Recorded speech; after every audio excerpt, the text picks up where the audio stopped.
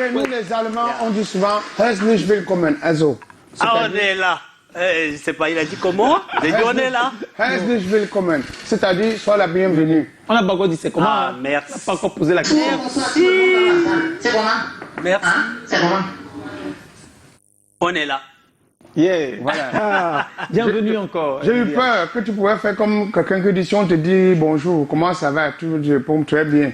Et si on te demande tu as quel âge, tu dis 7 ans. Et si on te dit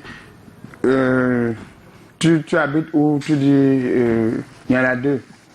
Maintenant on arrive, par contre on dit que c'est toi qui habites il y en a 2, il dit 7 ans. Donc il a cru qu'on devait aller dans l'ordre. Bon, c'est pas grave. Qu'est-ce qu'on a à faire ce soir, hein? De découvrir un peu ce que le groupe Décibel nous propose. Essayer de creuser dans l'histoire, dans votre vie, dans votre trajectoire de carrière, et dans ce que vous avez fait, et ce à quoi vous vous promettez. Kalaga? Voilà. Ich habe eine erste question. Ja, beantworte bitte. C'est-à-dire, il faut répondre, s'il te plaît. Ja. Est-ce que tu peux nous raconter tes histoires avec la musique, tes premières histoires avec la musique? Comment ou quand, comment est-ce que la musique commence chez toi? Waouh, super. D'accord. Donc moi, c'est parti déjà quand j'étais au primaire, en classe de CM2. Donc il y avait une émission à la radio. Et Là, on est dans quelle ville du Tchad? Il faut déjà nous situer. N'Djamena. On est à N'Djamena, la capitale. Oui, capitale, bien sûr. Voilà. Nous, on chantait ça souvent ici. Hein. C'est ça, ouais. N'Djamena, passant par voilà, c'est ça. Donc, il y avait mon maître de classe qui m'avait choisi pour que je puisse représenter l'école à l'émission. Et lorsque nous étions à l'émission, j'avais présenté une récitation. Voilà. Kalagan, c'est un champion. Hein. Lui, c'était quoi ta récitation? Ma récitation, c'était un truc Zamziba, c'est un truc composé même déjà au primaire là. Non, j'en veux écouter si tu peux t'en mais souvenir. je me souviens plus des paroles exactement, c'est ça le problème. Je m'appelle Zamziba, mon nom c'est Zam, ma mère s'appelle Zi et moi je m'appelle Ba. Voilà, et puis au fur et à mesure, développer dans ce sens-là. Donc, depuis le CM2, tu es suffisamment vaillant et avec une bonne locution au point de représenter ton établissement. Oui, j'ai représenté mon école et par la suite, déjà, il y avait également le Parlement des enfants. Donc, j'étais déjà arrivé au lycée à partir de 6e. Donc, j'ai été élu enfant parlementaire. C'est-à-dire... Le Parlement des enfants. Des enfants. Voilà. Donc j'ai représenté le lycée Félix Eboué et mon association aussi, parce que je faisais également partie de l'association des enfants de Muli. Donc ça veut dire que tu étais un élève studieux et brillant. Dis la vérité, hein, tu n'es pas obligé de mentir. Si tu n'étais pas brillant, c'est les effets du cookie qu'il a mangé. Si tu n'étais pas brillant, ne dis pas que non, j'étais brillant. Dis que non, je me battais aussi. Ouais, je me battais. Voilà. Je me battais déjà. Déjà dès le départ. Et en 6e, j'étais enfant parlementaire et en même temps, j'ai intégré une troupe de théâtre du lycée. Wow. La troupe du théâtre du lycée même. Ouais, le lycée Félix Eboué. C'était la troupe, les juniors du lycée Félix Eboué. Oui. Les juniors. Ouais. Est-ce que tu te rappelles du premier sketch, du premier théâtre du lycée? Oui. Ouais. Tu peux nous interpréter un petit rôle? Asa jitfi kanalde o nazola ga ya solori karabdola ma yirifta quoi. C'était en langue. Ouais. C'était on jouait, on interprétait plusieurs rôles. Donc moi j'interprétais le rôle de l'enfant de Hadr Dunia qui était en bambara alors. Hein?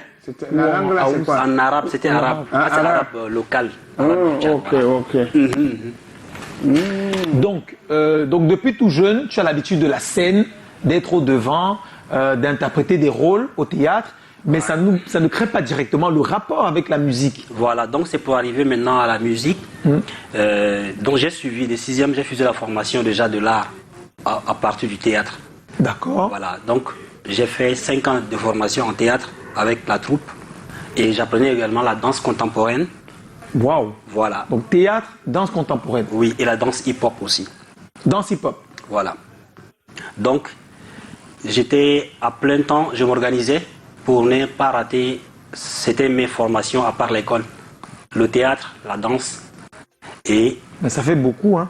oui, mais bon, voilà, c'est ce que j'ai fait. Donc théâtre, danse contemporaine, danse hip-hop. Voilà. Et quand intervient donc le rap? Voilà, donc le rap intervient maintenant en 2005. En 2005, je Il y a rencontre à peu près 16 ans. Dynamite. Voilà, je rencontre Dynamite, qui est un rappeur tchadien. Il est actuellement en France. Et donc Dynamite, j'étais son backer. Et donc c'est parti de là. Je l'accompagnais sur la scène. Et en même temps, j'apprenais aussi à rapper, à chanter et tout. Jusqu'en 2008. Et en 2009, nous nous sommes rencontrés maintenant avec Ice et Saint-Fort. Les autres membres du groupe. Les deux autres membres du groupe Décibel. Voilà, pour s'asseoir et puis créer le groupe Décibel en 2009. Waouh.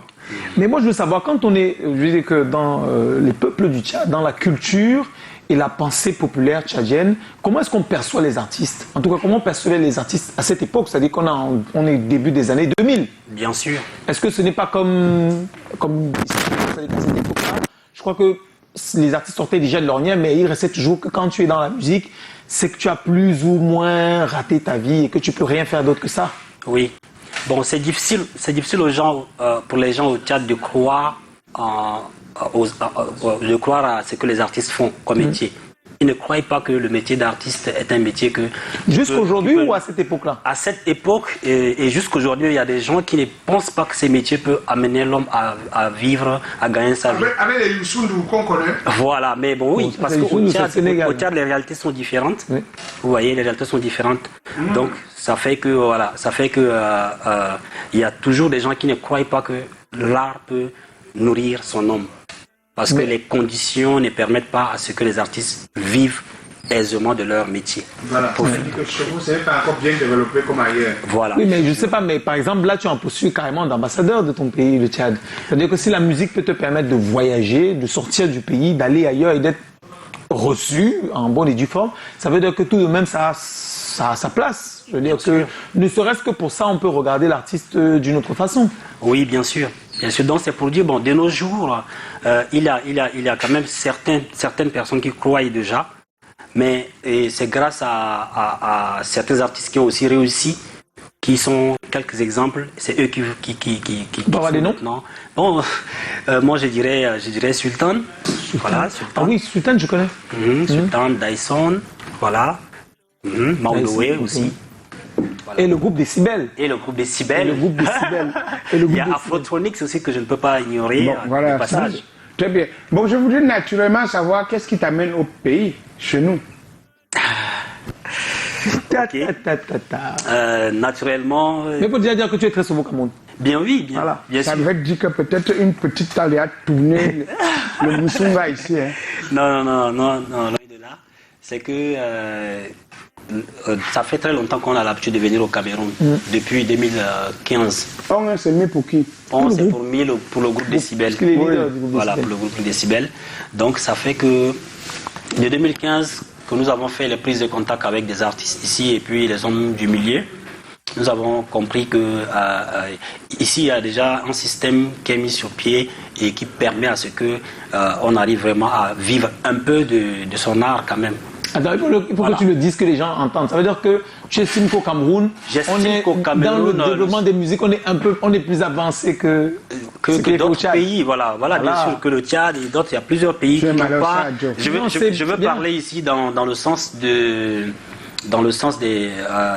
systèmes qui sont mis sur pied pour le développement de l'art en général. Donc ces systèmes sont plus développés ailleurs que chez nous.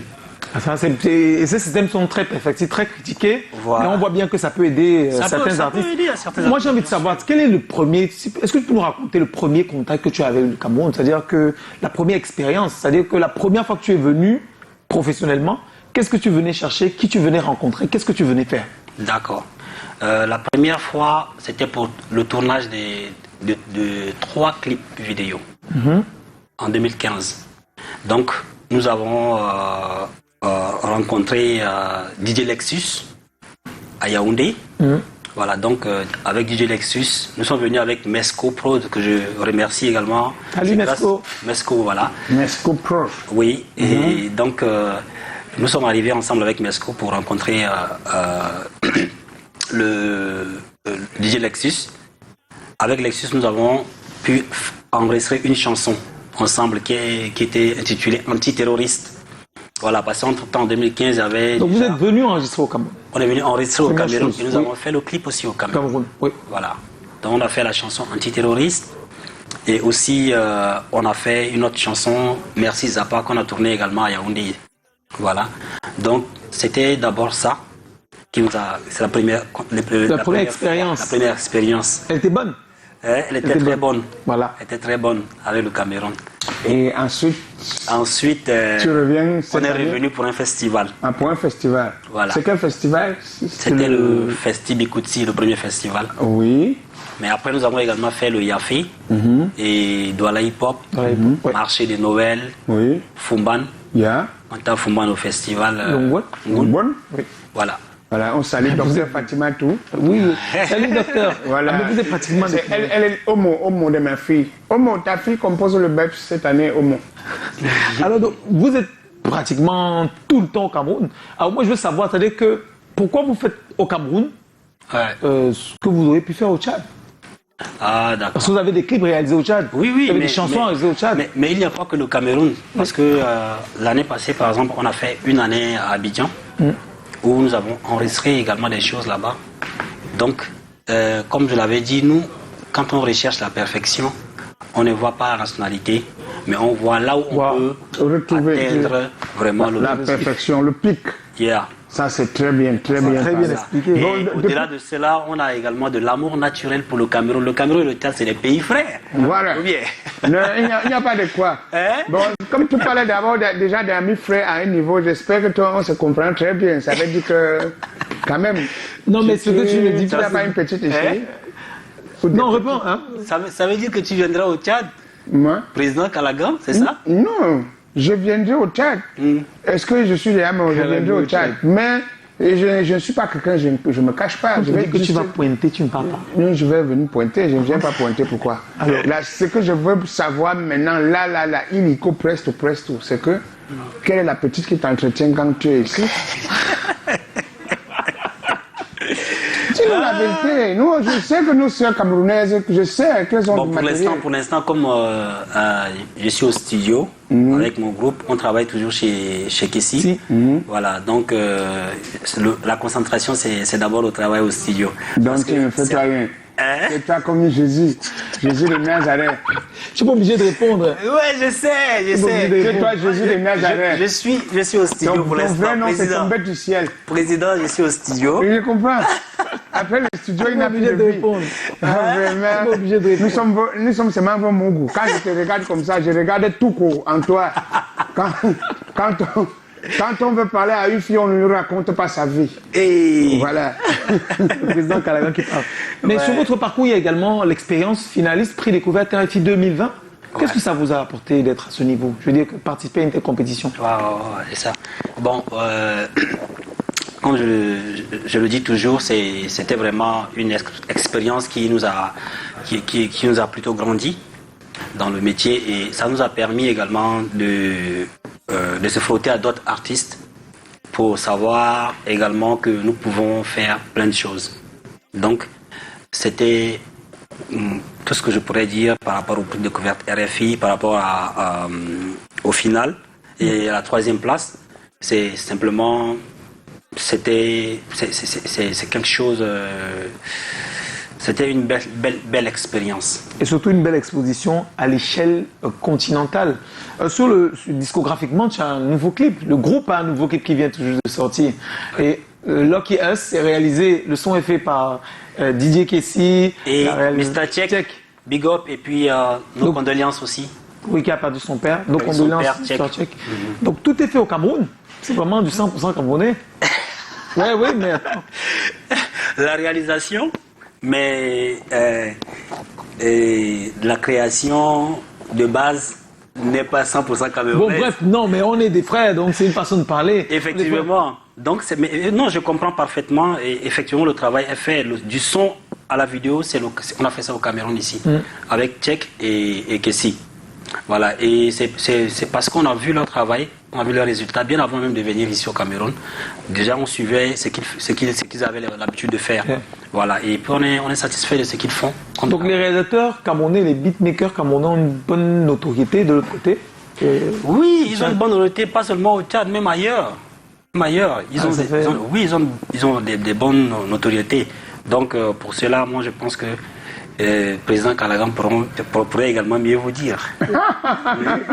Donc, mis à part ça, c'est quoi le programme? C'est-à-dire qu'actuellement, il y a un nouveau clip qui est là. Actuellement, tu es en studio. Studio pour l'album, pour le 3e album. Bon, la Covid ne permet pas grand-chose.